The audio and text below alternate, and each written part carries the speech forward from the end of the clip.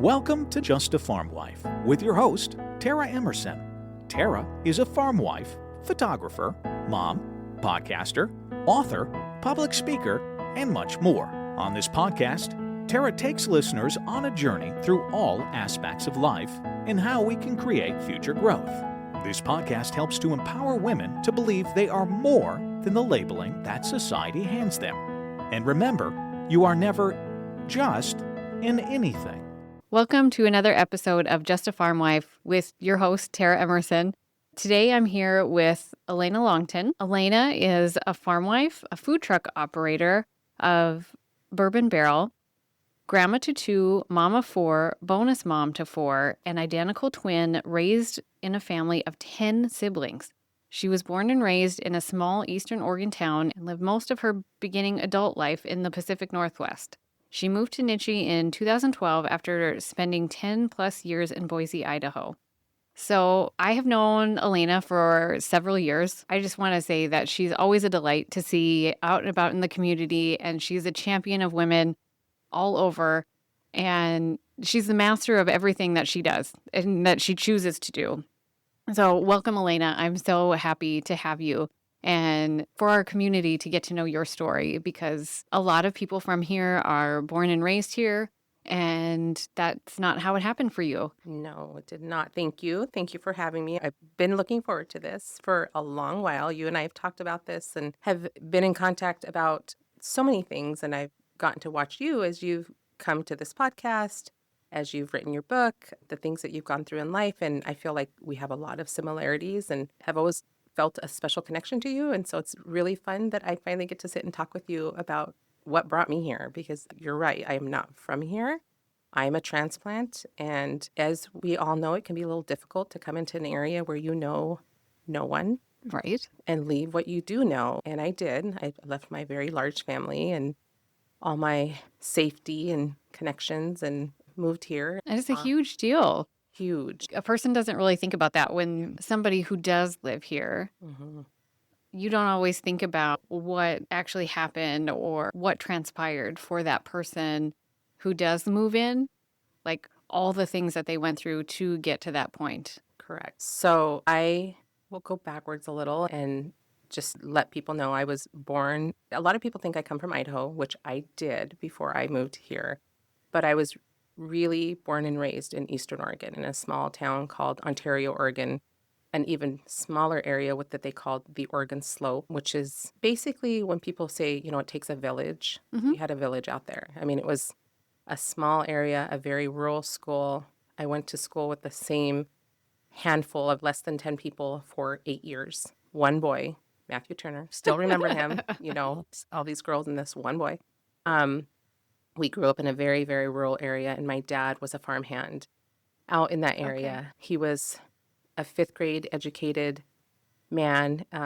My parents, unfortunately, separated when we were very little. I was one. I have a twin sister and had 10 other siblings as well. And my dad kept and raised all of us. Oh, wow. So that's a whole other story, whole other podcast. Amazing man. He did a great job. I always say we're very lucky. Nobody ended up in prison. Everybody was educated. Like, we all grew up very well. Yeah, he did a fantastic job. He did. Like, yeah. I'm so proud of him. And at the time, I probably didn't think that. I remember in high school just thinking he was very strict and he had all these rules, but sure. Now as a parent, I get it. Yeah, he did that. If you have 10 kids, yeah, you know, you have to be You strict. You have to be so strict. And I'm thankful that later on in life, before he passed away, I was able to thank him and apologize for my teenage years, because they were rough at times, but definitely got through it and had a really good upbringing. The village was great, and we had really good people around us. I'm still very close to a lot of the families who were raised around us. So basically where my dad worked and where we farmed, there was a cattle ranch across the street from us. Down the road about a mile was my best friend's dairy. Her and her parents had a dairy, and then they ended up doing other things. They're just really unique and amazing people, and still in contact with them. I call them my other parents. And basically her mom was like our mother. That's awesome. Made sure that we were in 4-H. Made sure that we did things that, you know, girls needed to learn. She taught us a lot of cooking things, and my dad did those things too, but it's just always different coming from a female perspective. It is, yeah. And she was also a farm wife. and a realtor at times. She did many things, but that's the thing that sticks out the most to me is that she was a realtor. And I just always thought, because I knew her as a farm wife. Mm-hmm. So Barb, mom, was always, in her farm wife clothes, which is pretty, like just anything to get dirty in. But then when she'd go sell houses, she'd put on her fancy polyester pants and her matching jacket. And I just remember I was love thinking that. she was so cool. And I was like, God, I really admired her and looked up to her. She really taught me a lot of great things. So there was also another set of neighbors that were Japanese internment camp people. Oh. And the wife was a nurse, and I can't say which war. I'm terrible at that kind of memory, like history-wise. But her husband also fought in the war, and they had an orchard. So my dad was a smart man. I think that was back in a time when they bartered things a lot. And so yeah. he, 11 kids, let's barter the kids. Yeah, So right, we exactly. did a lot of work for everybody around us. And in turn, we got free beef or apples, strawberries. We would rake leaves for those neighbors. They had a lot of trees.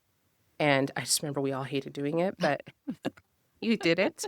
That particular lady, and we would also clean her windows for her. She had a ton of windows at her house. And I remember at a very young age learning that vinegar and newspaper were the best things to clean windows with. Yeah. Odd thing to know, but I'm telling you, it works. Yep, I agree. And that's really amazing. I mean, back then it wasn't cool per se to be like eating directly from the orchard Yeah. and Yeah. eating from the locally raised beef. And Yeah. now it's like, that's the dream. It is the dream. I realize that now, like how lucky we were that we had so many of those things at our access Mm-hmm. simply by trading. My Yeah. dad would say like, hey, they will do this job for you. And in turn, that saved him on a food bill, I'm sure, Yeah. and so many other things. And I just remember when you have that moment as an adult, when you grow up and you realize your younger life, you finally have that like aha moment of like, oh, that's why he did that. It wasn't Right. because he wanted to, it was out of need. Right. That's a lot of mouths to feed. I get it. And I do remember growing up and thinking we would say, let's bake cookies. Well, I don't remember like having a cookbook in our house. We would just make stuff up. Like we That's awesome. Which is, I mean, partially how you came to what you do today. Exactly. I That's think really about that. amazing. I think exactly. So fast forward to my adult life, I was married. My dad retired when I was 12, and we moved to, if you want to call it quote unquote town, Ontario, Oregon. It was our sophomore year of high school. And so it was very actually different but yet nice to have our dad available for us. Like he drove us to school. He was very available. Mm-hmm. At that time, he was living for us in a sense. He was there and available for us. My dad was much older when they had us. We were the babies of the family, my twin sister and I, and then I have one little brother. So it was cute. My friends would drive by and they're like, hey, I saw your grandpa sitting outside. I'm like, that's my dad, actually. But they all got to know him and really loved him as much as we did. And he really enjoyed and honored letting us have our friends over. He just really liked having us home. Mm-hmm. And I get that now as a parent myself. He just enjoyed us being at his house where I think he could keep an eye on us and know that we were safe. There's so much joy in hearing your kids laugh and be silly from the next room. Yeah. And sing songs and be loud and crazy. And exactly. I realize get now so much that, joy out of because that. he was alone, my dad never remarried. I realize now that probably was just like such a nice sound for him to have noise in the house and comforting. Yeah. So that was good, and made it through high school, got married right away, and unfortunately that marriage did not last. I have to really do the math on that, but it gave me 4 really great kids. I've got 4 great kids, and fast forward to meeting my husband, who I'm now married to, and I'll give you a small tidbit of that we both had similarities in our backgrounds, both from large families, both from farming families. Both had 4 children, both had been through divorce, both Catholic. Mm-hmm. And I don't know how those stars aligned, but they did. And honestly, if somebody would have told me that I was going to be living in Nitchie, North Dakota as an adult, I would have been like, where? Where is that? And I'd have to go pull out a map. But we met, and I moved here in 2012 after my oldest daughter had graduated. We dated long distance for a bit, and I said, I can't move until this girl graduates. She's been at the school with her friends forever, and so let's get her on her way. Well, can I back up for a second? How did you guys actually meet? We actually met, and everyone laughs at this, on a cruise in Florida, Fort Lauderdale to be exact. And it was going to the Dominican and I believe a couple other places. There's a lot more behind that story. I'll only touch on that part of saying that we met on this cruise. Okay. We ended up really getting along well. Yeah. It was nerve-wracking because I'm kind of a safety girl. I was very careful about even wanting to or thinking that there was ever a possibility of me ever being married again. I had pretty much wiped that out of the books. I was happy with my Sure. kids, happy with my life. I had a really great job. I was living in Boise, Idaho with my 4 kids, working for the Department of Labor. Mm-hmm. Had worked my way up there through the strength of some really amazing women. My boss there pushed me hard. Mm-hmm. She made me see something in myself that I didn't see. And again, women, like this empowerment of women that I didn't realize. I knew I had my sisters growing up and they were a really good force for me because we didn't have our mom. They were like replacement moms. Sure. Then my other mom, my best friend's mom. So this boss of mine, Carol Hyatt is her name. I would not be where I'm at if it weren't for her, because there was just so many times when an opening would come up at work and she'd say, well, why don't you apply for that? I'm like, oh gosh, I couldn't do that. Yeah. She said, but you're so capable. You can do that actually. I so love yeah, I'll that. back that up a little and say that job there, working for the Department of Labor, I started just like as an admin Mm-hmm. and moved my way up. I ended up training the entire state, all our employees on unemployment insurance and the various programs that we offered at Department of Labor. So reemployment, retraining, when there would be very large reduction in force in place for certain big companies that were there, we would have to go in and basically tell them what was available to them from our agency. That led me to then move to a different position where I ran the Work Opportunity Tax Credit Program, which is a tax credit that's offered to employers for hiring out of certain groups that are harder to Yeah. employ. Right. So like ex-felons, welfare recipients, different vets and different things. So I learned a lot in that job. But in doing that job, I also got to run all of our conferences that we did and our trainings. Mm. And realizing now, it's like looking back, all the little things that kind of led me to where I'm at now. I would like have to plan all the food and get the caterer and sometimes be the caterer, make sure we had baskets for all the guest speakers and those kinds of things. So a lot Right. of conference planning. So, if someone was to ask me if you'd ever do your life again, what would you do different? I probably would have went to school or to some kind of training to be an event planner. I didn't realize how much that was in me. But when you come from a family of 11, kind of event planning all the time. Yes. So got through that job in Boise, met my husband, moved to Nitchie, North Dakota in June of 2012. I did not realize when I moved what I was leaving. It was hard. And I don't say this a lot, and I'm super grateful that I've managed to get to where I'm at today. But it was really difficult coming into an area where when people would talk, they're like, down on the Smith Corner. I'm like, I don't know where the Smith Corner's at because I Right. don't know who the Smiths are. Or they would just Right. assume for me to know. And I didn't want to be rude and say, I don't know that because I'm not from here.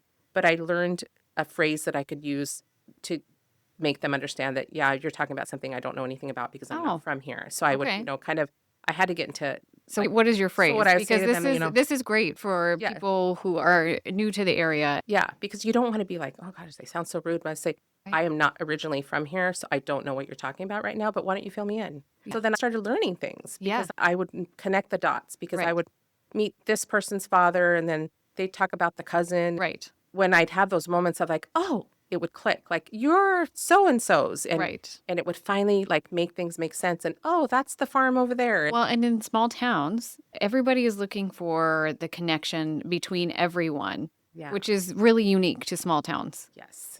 Bigger places, it's just who you meet and it's great to know you, that sort of thing. But in small towns, the entire, I could say that Pembina County, everybody in Pembina County is looking for a connection to who you are. Yes. And it's almost like that's how they feel they can get to know you. Correct.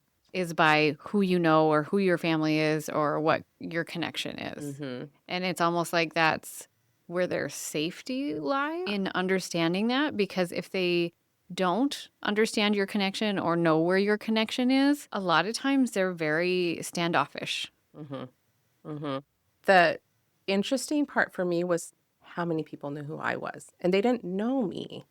They just knew of me. Sure. And yes. that was a little like unsettling at times. Where I'd be Right. like, they're like, oh, you're Jimmy Longtin's girlfriend, or, Yes. and at one point, Yes. Jimmy Longtin's wife.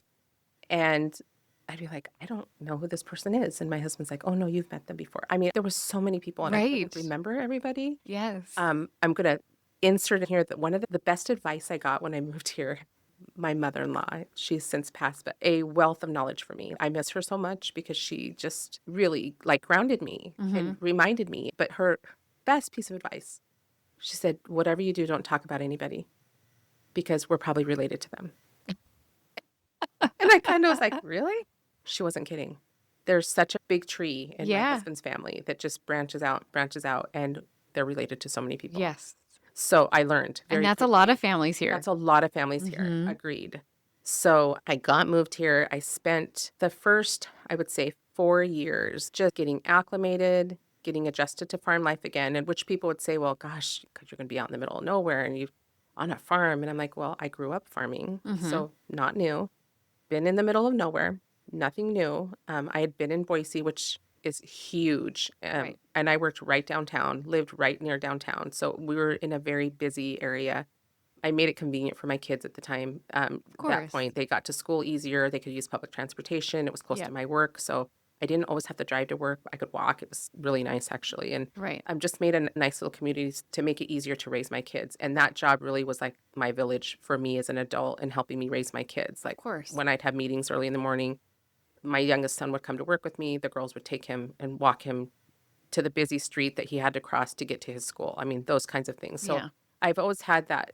I've been very fortunate in that I've had really good people in my life who have guided me and helped me continue to see that you need a support system. Right. Even when I was stubborn and maybe didn't want one, I knew that I needed one. Right. So I got moved here, and I said often when I moved here, a person has to die or someone has to retire or someone has to move before you can get a job in these small towns. And I had been used to working, and so I was like, feeling a little bit lazy being just a farm wife. And, I did a lot, but I felt like, well, I can do that and more. And so a job came open at the city, and I was able to step in 2016 as assistant auditor and utility clerk. I did not know the impact that job was going to have on me. It was at the city of Cavalier, where you see everybody come through the door. Right. And then again, going back to that, how you know people, like all of a sudden, all those little, I had a lot of aha moments. Oh, you're so-and-so, In my head, I'd have to be careful not to say it out loud. Like, I've heard of you. I've heard stories about you, but not bad ones. Just I've heard of you. Yes, and, you make the connection, have a face, and I'm like, oh, that's so cool. And that job, honestly, was perfect for me. I am a people person.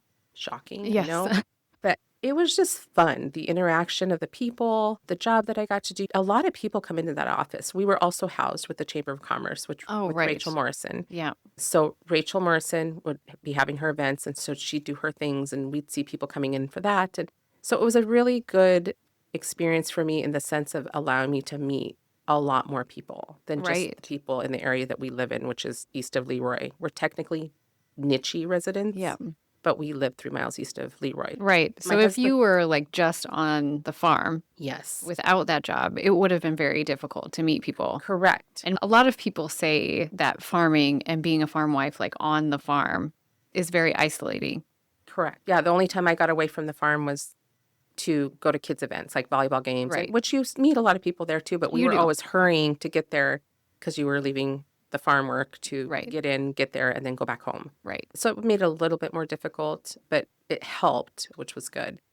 So I was working for the city, fast forward a couple years at the city, and Rachel Morrison would have events, and we'd get food trucks in, and there was a man in town who had built this beautiful trailer, Jim Natter, and he's located on what they call the island in Cavalier. It's not within city limits, even though it's right there in the middle of the city. It's across the street from the city hall. But there's a little island. You go over this little bridge, and there's an island and just a few houses out there. He would set up out there. And she was inviting him to different events and unfortunately had to cancel a couple of times. And I finally asked, do you know what's up? And she said, I think he's having some health issues. And again, not being from here, I didn't know him at all. But a couple of the guys who worked on the city crew did. And I talked to them and said, hey, do you know what he's going to do with that truck? And I kind of got nosy. I'm friendly, but I'm not overly aggressive. Right. I know this will sound weird, but I can be shy in some instances. And in some instances, I'm just I feel like that's being nosy. But I got nosy because when I had been in Boise, I had seen what the food trucks were starting to come to. And there was one that I went to all the time. And I talked about it a lot to my husband. And I think it'd be so cool to have a food truck. And Yeah. I said that a lot. And he remembers it. And he got sick of hearing it. But he's like, you said it a lot. And I'm like, I know. I went and I talked to this man. And I said, hey, I really would like to buy your food trailer. And he had a couple offers from some people in Minnesota. Sure. And I begged the guys who knew him from work to please put in a good word for me. Mm-hmm. And lo and behold, I was the chosen one. That's amazing. And I was so scared because I'm like, what did I just do? Like, because I had a job still. Right. And I had this thing. And then I had the farm. Right. And I'm like, okay, hold on a minute. Like, how am I going to balance how am I it going all? to balance all of this? Yeah. One of the reasons that I wanted a food truck is because, as you know, with farming, winters, your husband is, if you want to call it off, they're still doing work, Right. but they're more available to travel, to do things. Correct. And Yes. when my husband and I got married in 2014, we blended 2 families of 4 children. So we Yeah. have 8 children between the 2 of us. Right. So it's a lot of kids to manage. And they went through their bumps, made it. They all are just great kids. Like, I can't say enough how proud of them I am that Mhm. they muddled through that blending, because it wasn't easy. And we had some difficult moments, but Yeah. it was maturity helped, just time in itself. Time and everybody, communication. yes, and everybody getting used to each other. And it really has been fun to see them grow as adults and their relationships grow without us being involved in them. Just Yeah. let them do their thing. That's cool. So it's been very cool. And anyways, I knew that there was times that my husband would be off in the winter and I was working at the city and he's like, hey, go on this, I'm going to go to this meeting. Can you go with? And I just can't leave. There's only 3 of us in the office. And I felt very guilty leaving my job. Sure, of course. Even though I had the time, you just feel bad because it's a small office. Right. So I knew going into this that I was not going to be able to keep my job, that I was going to have to really focus on the things that were still there, which was Right. the food trailer, but that would open up my time in the winter to allow me to do some things with my husband, Right. go see our kids, because they were at that point fairly grown, like we're empty nesters. And so I had to make that decision, and it was hard. I I'm had sure. a really, really good retirement. I'm not going to lie. I was like, that was the hardest thing to walk away from.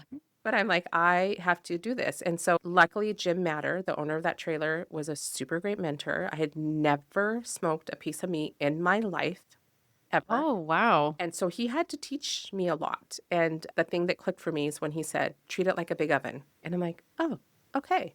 Yeah. I can do this. Like, Yeah. I know how to cook. Yeah, exactly. I've cooked for lots of people. I've cooked in great amounts. It's like cooking for my family. I enjoy it. I love cooking. I've loved cooking since I was little. And so I got the trailer. I did what would be considered like a soft start that fall of 2018, just to kind of feel things out and see what, learn how to use the trailer, strap things down. Right. all Because the- there's so many little things that nobody tells you about. Yes. And Yes. till you discover When yourself. you pull up, you're just like, oh, hey, get started. Yeah. No.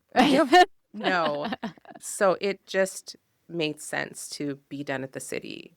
My purpose there had been served. It had served its purpose for me because the doors that it opened for me going Right. forward with this business were huge. Right. Having Rachel Morrison as a contact was huge. Sure. She is awesome. Yeah. I'm going to sidebar and tell you the story about the Duncan girls. So when I Okay. moved here, my maiden name was Duncan, or not my maiden name, my married name at the time, but Okay. I was divorced, but Elena Yes. Duncan. Before I met Rachel, Lacey, and Rebecca, people would say, oh, are you related to the Duncan girls? And I'm like, no, I don't know who the Duncan girls are. Yeah. And so I meet the Duncan girls. I'm like, I do not look like them at all. Right. Well, I must have been their adopted sister, and I am now. I met them all, absolutely fell in love with them. Got to see Lacey as she ran for mayor, has served and done an amazing job. Yes. Seen all the great things that they do locally. And those girls really taught me even more about the importance of the loyalty to your local community, Mhm. keeping things local, building our local businesses. Right. So going forward into that business, I had this like excitement about what that was going to mean for me. We grew up, weren't wealthy. Like I said, that village that helps so much. I have always been taught like, give back, give back, give back. Like when you have the opportunity to give back. And I just felt like this was going to open that door so huge for me. And it did. And it has. I laugh when I think about Rachel and Lacey and Rebecca because they are like my sisters now. Cute. And they have taught me so much about the things that I needed to learn going into my business and continue to help me. And I go to them when I have questions and need advice or whatever. They're just a really good resource for me. So anyway, so got the trailer, started with the soft opening, and literally it has just been like crazy since then. Yeah. I just can't believe how it's grown. Yes. I feel like I just stepped in at the right time. It has been good for my home life. It has been good for me. And it's been amazing. Like I have been so welcomed from this community. And my husband now says, you know more people than I do. I said, well, I think part of it's my job from the city and then Yes. also what I do now. Right, exactly. And the food truck affords you a certain flexibility around farming. It does. Because I think that's what a lot of farm wives struggle with, is finding that balance in between doing something fulfilling for them. Mhm. I mean, doing all the things for the farm is fulfilling. It's just fulfilling in a different way. Correct. And then also on top of that, we always have that identity in working. And Yes.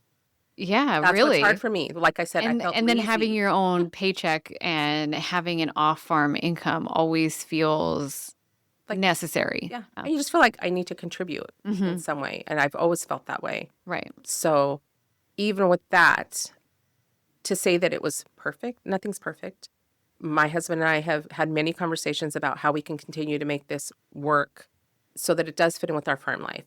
Right. Because it So- all has to work for you. Exactly. So 2018, fast forward 7 seasons now, which is insane. Oh my gosh, to I me. can't believe it's 7 seasons. I'm Wow. 7 seasons in. And I get to hear Miss Tara Emerson talk at the TEDx talk spring of 2024. I'm literally never going to forget that talk because I can say that I was struggling with finding the balance because I am a worker bee at heart and I give 110% and I have a hard time saying no. One of my daughters has said to me, Mom, no is a full sentence. Yeah, And yes. that really hung heavy with me Mm-hmm. in trying to figure out how can I keep doing what I love, but also still honor what I need to at home and do the things that I feel are necessary for our life and to just keep peace. And that talk, you know how when you sit in church and you feel like the whole sermon is like there's a light on you and it's pointed at you and they're like, oh, you know, they're talking to me. That's how I felt when I listened to you. That's Literally, so like insane. literally, I sat there and I'm like, I'm going to oh, cry. you should have seen me. I wanted to cry that day. I was just like, this is exactly what I needed to hear. I had been struggling internally, many conversations with my husband. I love him. He's such a great support system, but he's being honest when he's like, I need you on the farm. You know, Yes. it's harder to find good help. I would struggle with like, I just sit here all day and wait until you call me to You're on do call, something. yeah. And I just feel like, I don't know, like not doing anything. But we don't have to have another body out here to do the things that we're asking you to do. Go pick up parts, Right. come give us rides, move equipment, like all these things that are super important. And at the time, I didn't realize like how important they were because I would Right. just kind of poo-poo them off and say, oh, yeah, you could just get someone else. One of the guys can do that. But Yeah. it's like the juggling of that guy that we're paying Yeah. is a lot. Right. So it's easier when we can just pull someone in quickly and get it done. And then they're very grateful for that. But it just was struggling with the fulfillment for me of like Yes. that being enough. And that's what I Right. would say. You know, you said it so well that day. I would say like, I'm just a farm wife, you know, I'm Right. just on call. You're at your beck and call. I'm just whatever you want to call Right. it. I was really struggling with that. So your words just rang so big to me. I'm not kidding. I sat there and I'm like, is she just looking right at me? Like, did And- she know I needed to hear this? That's so awesome because those are all the things that I struggled with as well. Mm-hmm. All of them. And we hear things differently from our husbands than we do from our peers. I mean, that's part of the reason that it hits differently. Yeah. Because our husband is trying to tell us that you are the most important person here. Correct. I could not do this without you. Correct. But what we hear is very different. And when we can hear these types of words from another woman, from somebody who is dealing with the same things, it makes you feel seen on a different level. Resonates so differently. Yeah. And when your husband says it, it's almost like there's this different pressure instead of just being seen. Mm-hmm. And men, this is just a generality, tend to put value on things. And then that's how we see it. Right. instead of just being seen Yes. for who you are and knowing where your worth comes from. Part of that talk has kind of evolved now for me. And, our worth comes from God. Mm-hmm. And then it's us next. And then it's our husbands. And then it's our kids. Yep. But when we put value up here into God and ourselves, that's when we can be sustained and fulfilled by anything that we do. Yes. And it can be simple. And it's not just being a farm wife. It's Right. not just owning a food truck. Yes. It's not, I'm just a woman. Yes. I'm just raising kids. It's not that at all. It's everything. Women are so multifaceted, and we don't give ourselves enough credit. We don't. And the thing is, I think deep down inside we know, but we need a different measure. You know what I mean? Like, Right. it's such a dumb thing, but I think many of us do it. And hearing you say all the things that you said that day, I was like, these are all the things I've been thinking. And I went home with like just this insane excitement. And I told my husband about your speech. He will even now catch me when I say, "Oh, I'm just," and he's like, "You're not just anything." And I'm like, Oh, now I love now he's throwing it back at me, which is fantastic. He Yes. heard what I said. And so I went home and I said, I'm going into this year. So it was beginning in 2024. Right. I'm not going to schedule in September or October. I'm going Okay. to be available for the farm 100%. Looked at my calendar and said, I can't do it. So it was hard. I had people who called me for things that I had been doing continuously. And it was hard to just say no without Yes. offering explanation. Right. I was able to on some. There's just some that I think I'm a little closer to that I just said, I need to be more available for the farm this Right. year. And they completely understood. And other women who just Right. didn't get it because they have lives and families and so on, Right. jobs. So I really worked hard. And I'm not going to lie and tell you that it was easy. It was super hard. Oh, yeah. It ate at me. I love to do, and I love to do things and keep busy.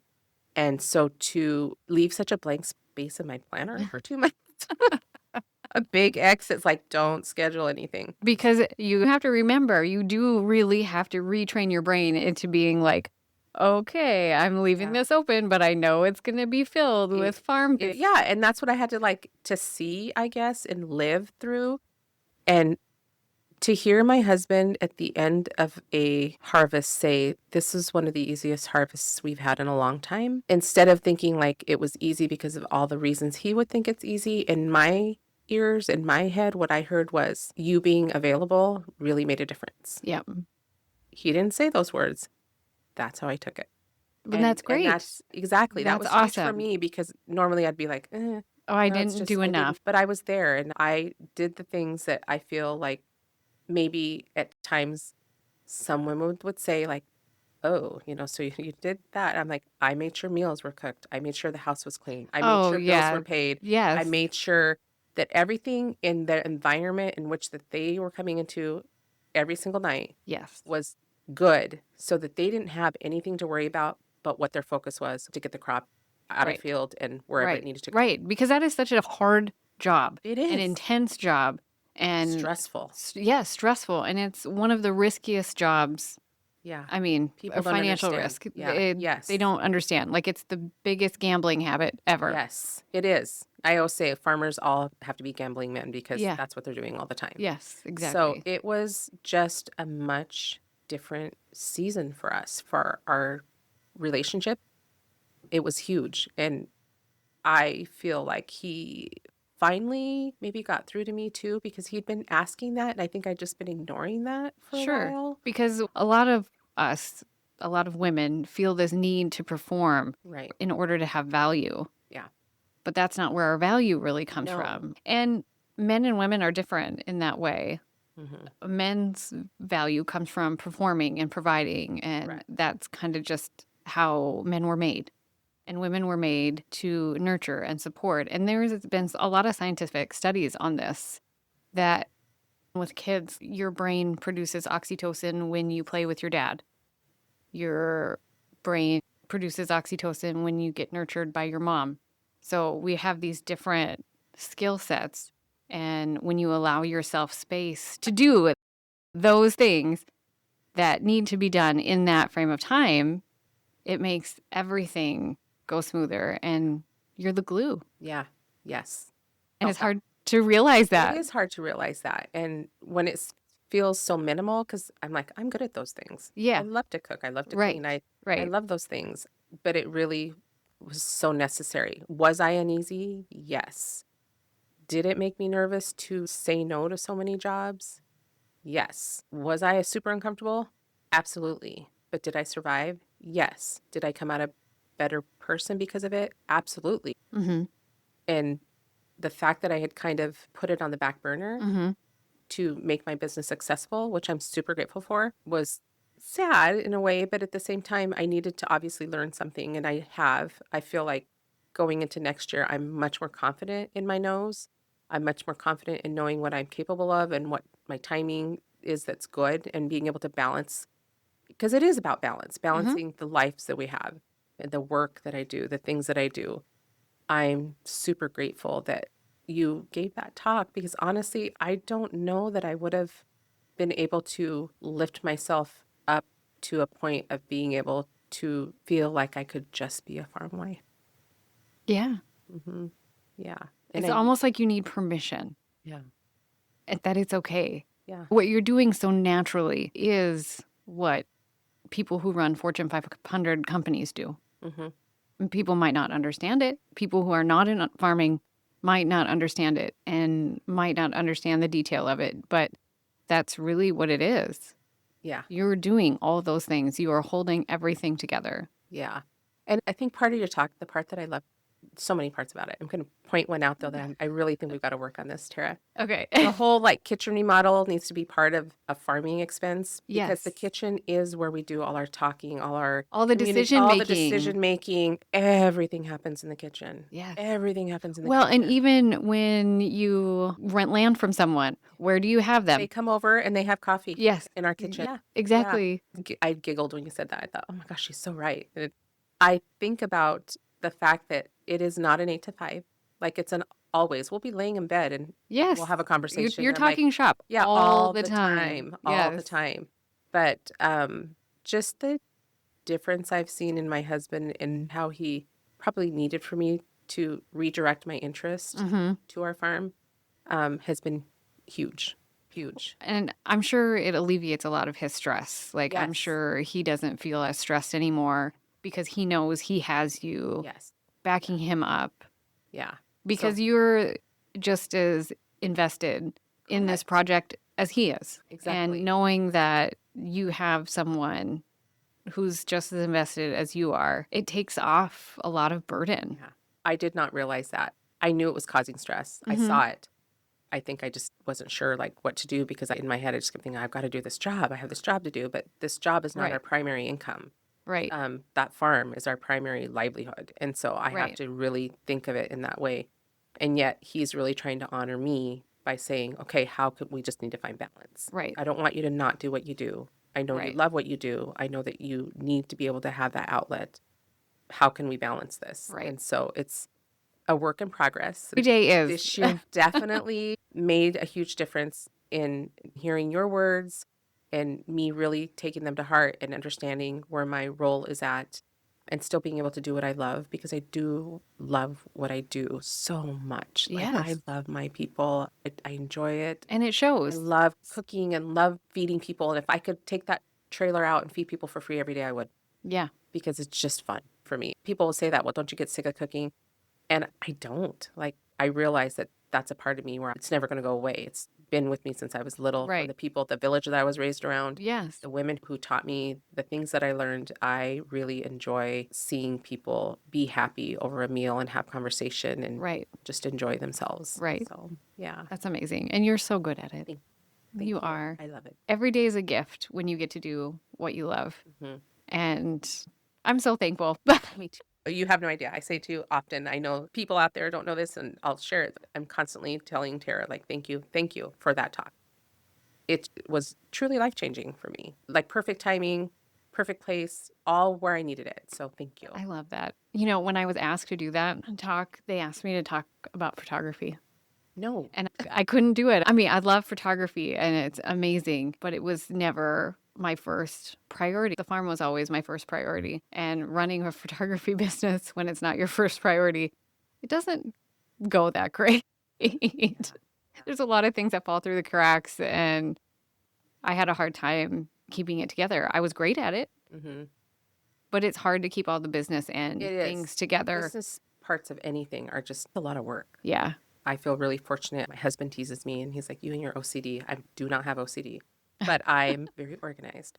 And That's so it excellent. saves me. But when I feel like, things are starting to pile up and I'm like, whoa, and because you're trying to balance it all, it's really difficult. And so no one likes to feel like they're failing at anything. We No. all want to be good at everything we do, but we have to be realistic. And I think your talk made me realize I needed to be realistic about where I was going in life and what I was Right. doing and how I could learn to balance this better. Well, I just went through it first. That was all. No, I'm glad. Thanks for that. Well, I was just thinking about this quote this morning. We rise when we help other people rise. And I think that's the biggest value we can bring to the world is helping others rise. Staying the same is painful and growing is painful, but you get to choose which way you want to go. And if my story can help somebody else where they're at, that is the most fulfilling thing to me.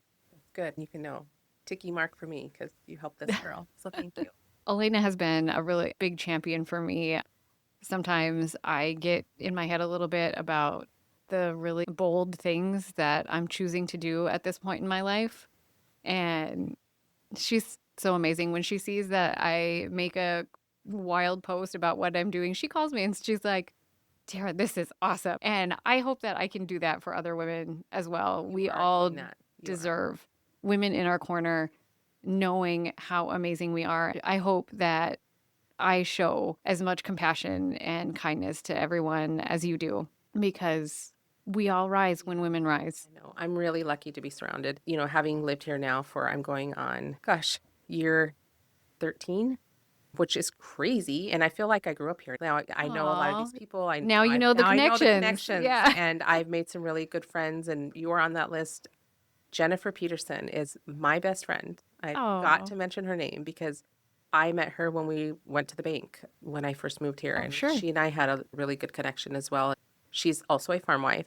Mm-hmm. She left her job at the bank last spring to be a full-time farm wife. Oh, that's awesome. And I know that it was a hard decision it's for hard, her. yes. But she has not regretted it. And I went and rode in the beet truck with her this year. We don't have beets, so I've never had that experience here. And so that was fun. And I have other ladies who are friends of mine that are farm wives. And it's just really important. And I'm realizing that more and more that we need that community, that you need those people to bounce things off of, that you need to be able to talk about some of the things that maybe you can't talk to your husband about because you know that they're so stressed, but you can at least share information. Maybe they'll have advice that they can give you. Maybe they do things different. And so I've learned to be better about asking when I feel like I'm stuck at a question or struggling with something, to say, hey, what do you do in this instance? And not feel like I'm being judged. Yes. To just simply give me some of your ideas because I'm stuck. Right. I can't figure this out. Right. I'm really struggling. Sometimes you just need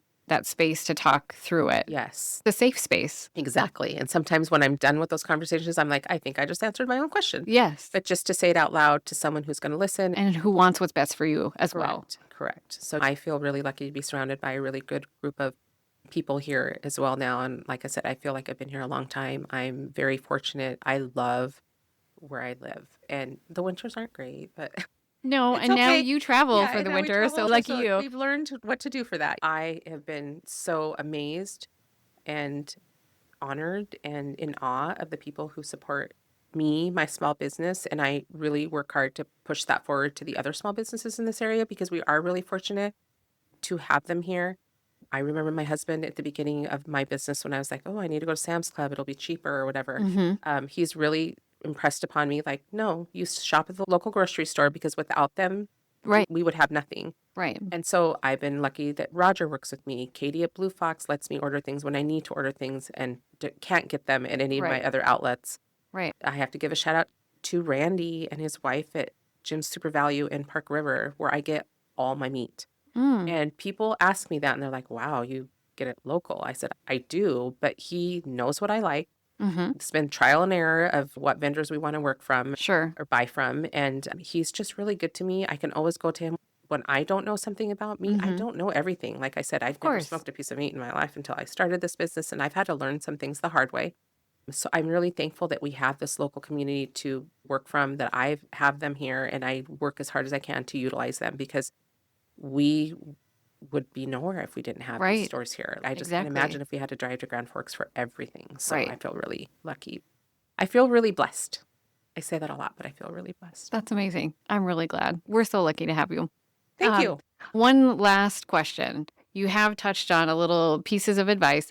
What advice would you give a new farm wife, somebody coming into this who might not know anything? There's a point, I think, where you feel like you're, we've said this, like, just a farm wife. Mhm. And that just is such a huge thing. When you feel like the things that you're doing are small, they're small to you, they feel maybe unimportant, that's probably the time when you need to flip the narrative and realize how important those things that you're doing. They're not small things, they're big things. They're important to, whether it's your spouse, the farm, whatever. You have to remember that even when you feel like you're not doing much, you're doing so much. Right. Just And because it's easy doesn't mean that it's not enough. right. And it's important. Yeah. And even if you don't feel like it's important at the time, and you may not get the accolades that you feel that you need or deserve, whatever, give them to yourself, because you may not always get them. But understand the importance of your role as a farm wife, the de-stressing that it helps with your spouse, the things that you do so that they can have a clear and free head and just concentrate on what's important for the farm. Right. Honor yourself in that. But then also to surround yourself with people who help you realize the importance of what you're doing. Right.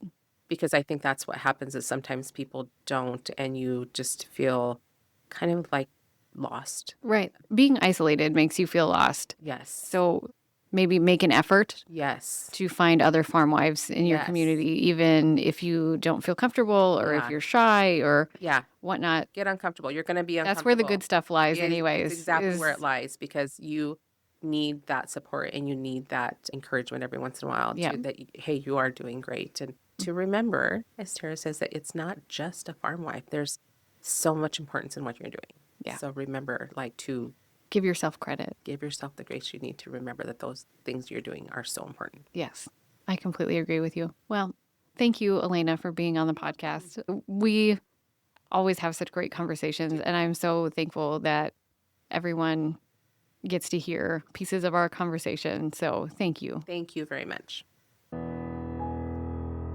Thank you for listening to today's episode. And remember, you are never just an anything.